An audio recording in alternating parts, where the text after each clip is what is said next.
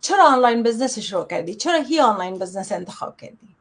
خودت حسابداری هم میفهمی، میدانستی که در جاهای خوب کارم حتما میکردی و داشتی و میتونی پیدا کنی، اما آنلاین بزنس چرا انتخاب کردی؟ چرا آنلاین بزنس رو انتخاب کردم؟ ببین من موقعی که دنبال منبع درآمد دوم بودم، اصلا به آنلاین و آفلاینش واقعا فکر نمی‌کردم. دنبال هر چیزی بودم که خب یه درآمد اضافه‌ای به خودم و خانواده‌ام بده.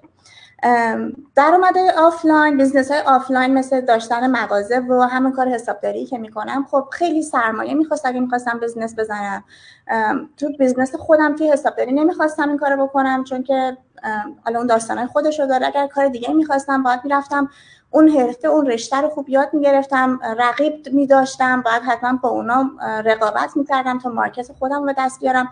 واسه همین خیلی ولی بزنس آنلاین هم هیچ آشنایی نداشتم، مثلا نمیدونستم چیه.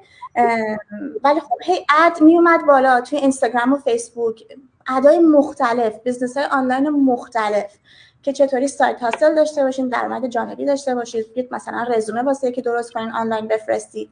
همه اینا رو من بررسی کردم، واردش هیچ وقت نشدم ولی از دور خب چکشون می‌کردم. ولی دیدم یه چیزی توشون همیشه بود که میگفتم نه این کاری که نیست که من بخوام بکنم.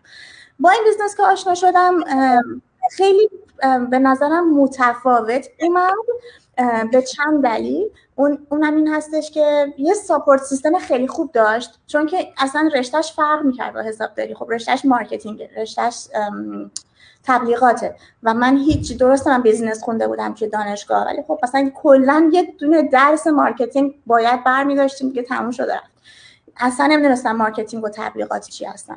یه ساپورت سیستم، یه ترینینگ، دوره آموزشی عالی، گام به گام، مادام العمر، همگروهی‌های خوب، کوچ‌های خوب، درآمدهای عالی، زحمت کم، با 1-2 ساعت کار در روز. مخصوصا من که خب خیلی سرم شلوغه، دیدم تمام اون چک باکس‌های منو داره تیک تیک تیک همه رو میگیره. این شد که بیشتر در موردش کنجکاو شدم. خب همه چیز با یه کنجکاوی شروع میشه که برم ببینم این چیه، و رفتم و بیشتر تحقیقات کردم. دیدم که خب جدا از همه اینا که گفتم قانونیه، امتحان خودش رو پس داده، همه جور آدم توش ویلکام هستن، از هر شهر و کشور و ملیت و دین و مذهبی میتونم بیان کار انجام بدم. و خب من خیلی بیشتر خوشم اومد از اینکه اینقدر یه کامیونیتی خیلی رنگارنگ و قشنگ و دوست داشتنی داشت و کارم رو شروع کردم.